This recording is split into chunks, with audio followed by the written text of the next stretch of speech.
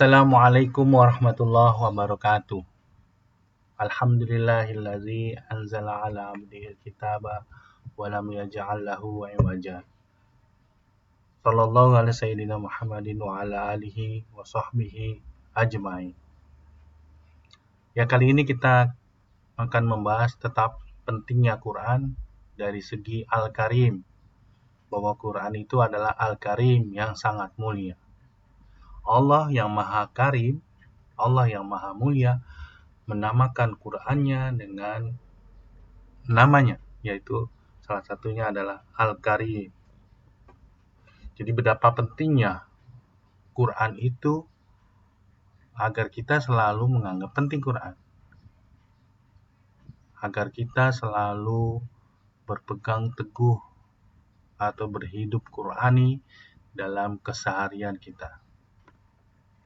Oke, apa yang dimaksud dengan Al-Karim atau yang sering kita terjemahkan dari kemuliaan? Menurut versi Quran, kemuliaan didapat dari mana? Oke, kita bahas selanjutnya.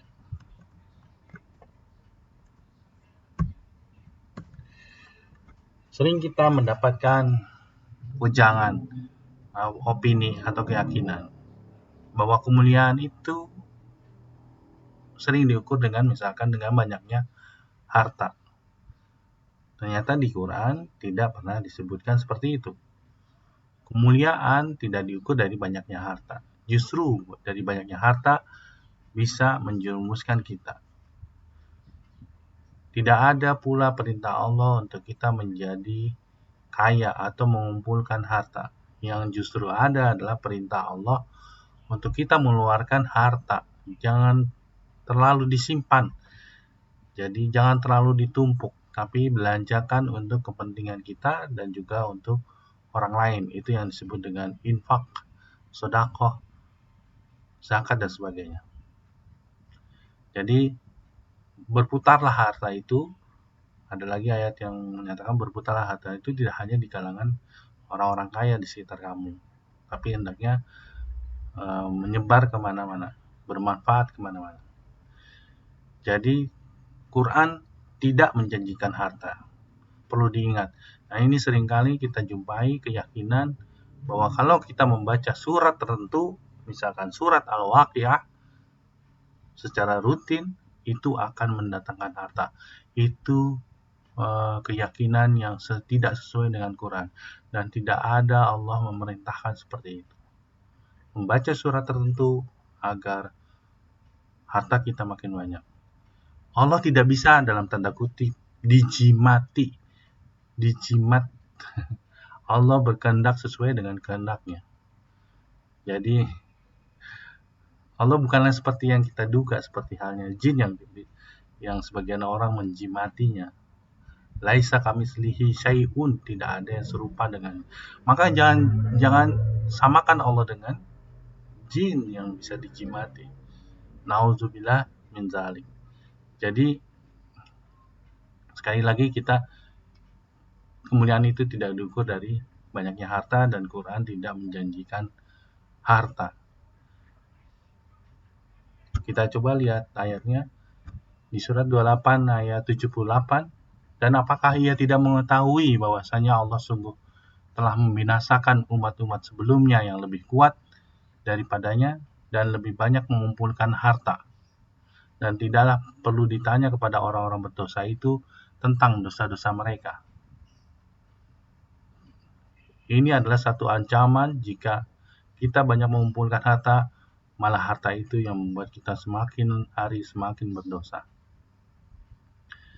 Megahnya bangunan, biasanya kita banyak harta umumnya bermegah-megahan dalam membangun suatu bangunan. Membuat dalam tanda kutip taman-taman surga di dunia. Orientasi Quran tidak seperti itu. Orientasi Quran adalah justru mengamalkan isi Quran. Salah satunya adalah berinfak, membelanjakan harta yang kita punya untuk diri kita dan juga orang lain. Ya. Kita amalkan itu dan masalah kita menjadi kaya atau miskin tergantung dari Allahnya sendiri. Kita serahkan kepada Allah. Jadi Quran tidak pernah memandang rendah orang yang tidak punya harta. Karena kemuliaan itu bukan diukur dari banyaknya harta. Agak salah jika kita miskin, lalu disalahkan miskinnya. Tidak, kemuliaan tidak diukur dari seberapa banyak tabungan, berapa banyak harta yang kita punya. Semakin miskin, semakin hina. Oh, tidak sama sekali. Kita juga lihat ayatnya, dan apakah mereka tidak mengadakan perjalanan di muka bumi dan memperhatikan bagaimana akibat yang diderita oleh orang-orang sebelum mereka. Orang-orang itu lebih kuat dari mereka sendiri dan telah mengolah bumi atau tanah serta memakmurkannya lebih banyak dari apa yang telah mereka makmurkan. Dan telah datang kepada mereka rasul-rasul mereka dengan membawa bukti yang nyata. Maka Allah sekali-kali tidak berlaku zalim kepada mereka, akan tetapi merekalah yang berlaku zalim kepada diri mereka sendiri. Orientasi Quran jelas di ayat ini tidak memerintahkan kepada kita untuk tadi mengumpulkan harta, dan di ayat ini untuk memakmurkan bumi. Kita tidak diperintahkan untuk memakmurkan bumi sebenarnya. Kita hanya disuruh untuk bertakwa, nanti dijelaskan di ayat berikutnya.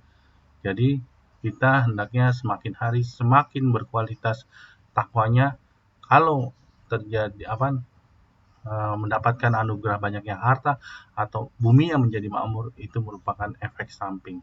Tapi orientasi kita bukan ke arah situ. Orientasi kita adalah bertakwa, semakin hari semakin berkualitas.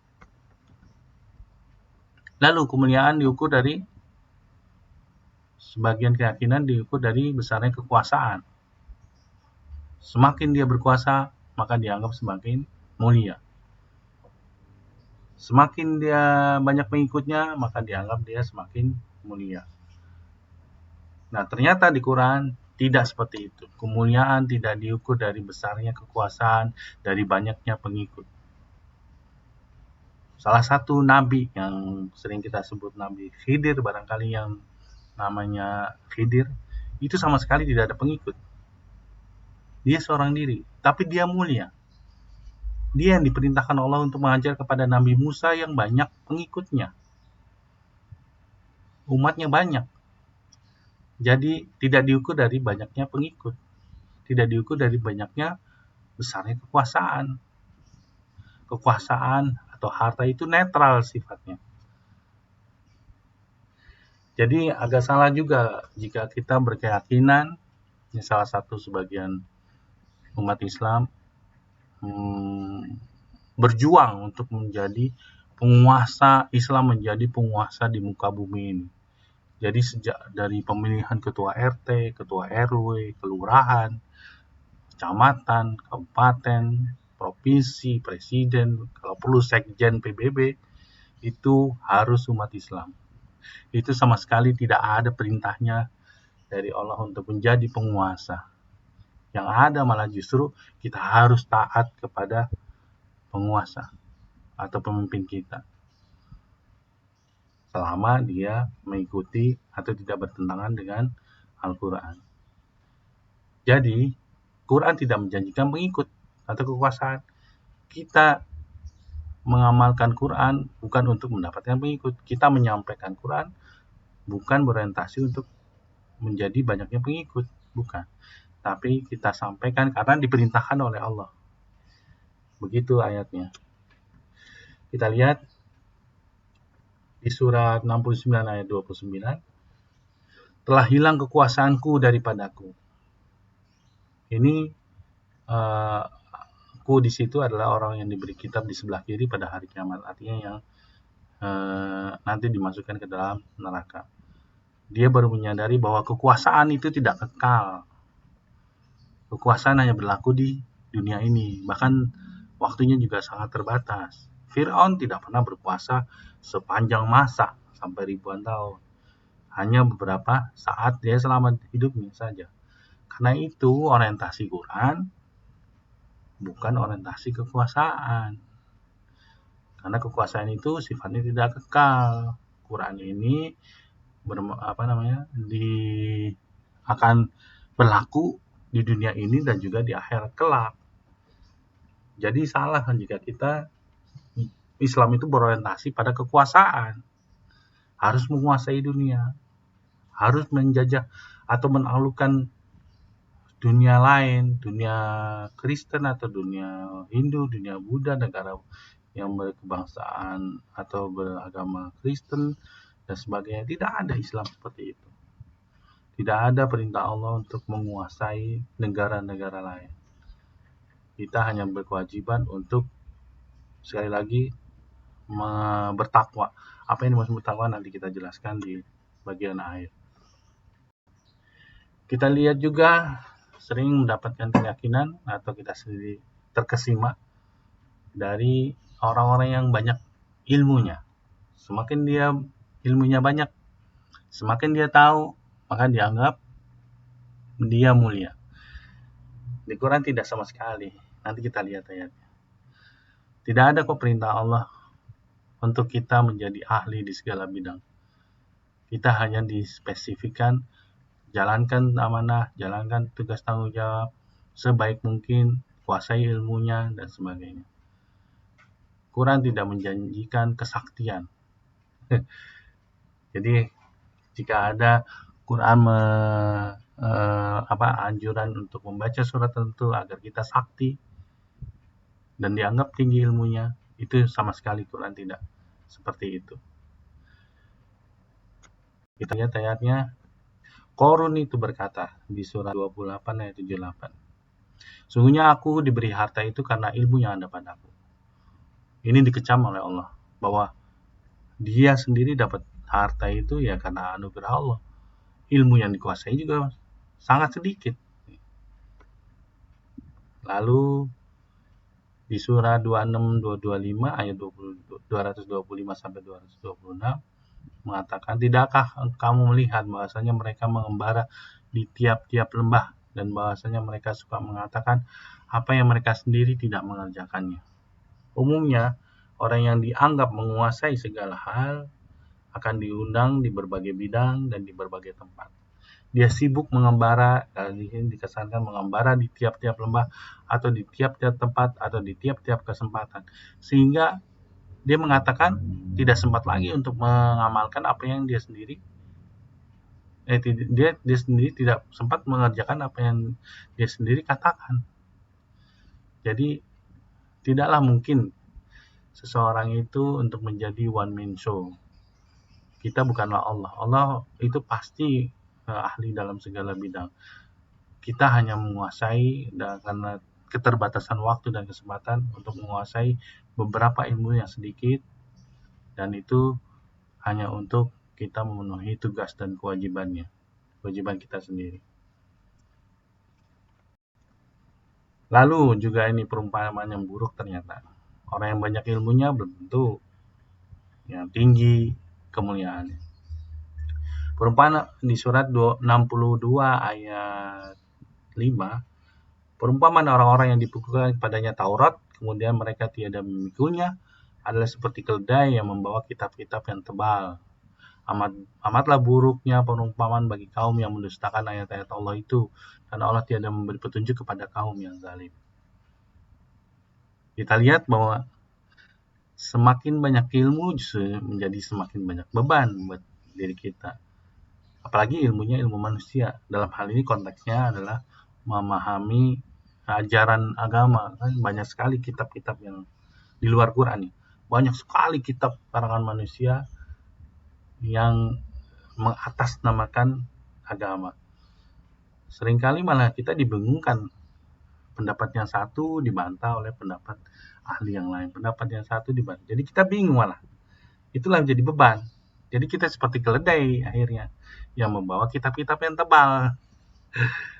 Padahal cukuplah Quran ya sebagai firman, dia merupakan sebuah firman Allah yang sangat tinggi sehingga menjadi standar kebenaran. Cukuplah Quran sebagai standar kebenaran. Gitu ya. Lalu bagaimana? Tadi kan versi manusia, kemuliaan diukur dari banyaknya harta, kemuliaan diukur dari besarnya kekuasaan, kemuliaan diukur dari banyaknya manusia, ilmu. Nanti ada lagi kemuliaan diukur dari garis keturunan. Kalau keturunan Nabi maka dia adalah mulia karena kedudukannya sebagai Habib. Apakah seperti itu? Oh tidak sama sekali. Di Quran kita lihat versinya Quran.